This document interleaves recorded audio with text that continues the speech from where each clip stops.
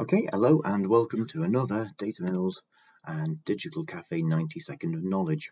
So today I'm wanting to cover a little bit about laptops. I've been asked a few times about machines and the specifications of them and what to do with them and things along those lines.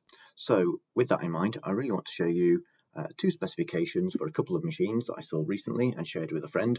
I just want to talk about two key elements that you need to bear in mind when you're looking at those type of machines. So let me switch to my desktop. So here we are. One's a refurbished one at about £500, and then we've got a brand new one at £850. Now, in doing so, in this time of crisis, prices of machines are up by about 250 quid. Again, the supply chain is obviously rather slow because, again, these things are made in China and Taiwan and the Far East and have to be shipped across. And obviously, I was talking to a friend the other day who sort of said that when the NHS went into crisis mode, people working at home, they were literally buying hundreds of laptops. Therefore, supply and demand, up goes the price. Two things I want to draw your attention to. One is the processor.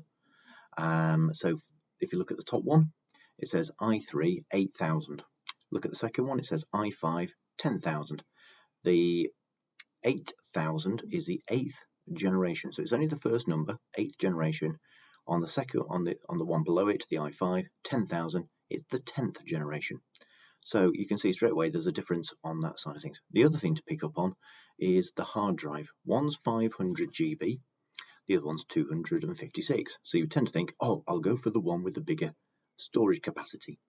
The only problem is that it's actually more of a conventional hard drive, which is a spinning disk, which is where the information gets picked off from the actual machine or from the actual drive, and it is actually slower.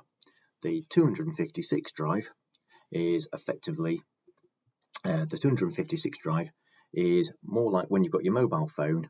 It's fairly quick and it's fairly rapid when you're doing something.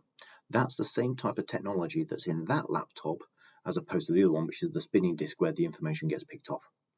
So the high street loves to sell things on big numbers. So often the bigger the number, it means often the poorer the specification of the rest of the laptop. The high street often puts them into different categories like social, office, business, gaming, whatever. And again, often looking at the numbers. So things to look out for: processor and its generation, memory, minimum of 8 gig, size of screen, bigger, cheaper the laptop, smaller screen, higher cost of the laptop, and then the type of hard drive.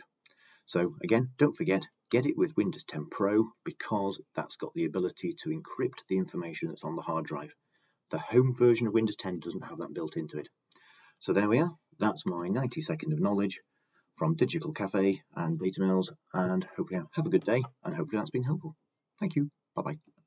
See you at the next one.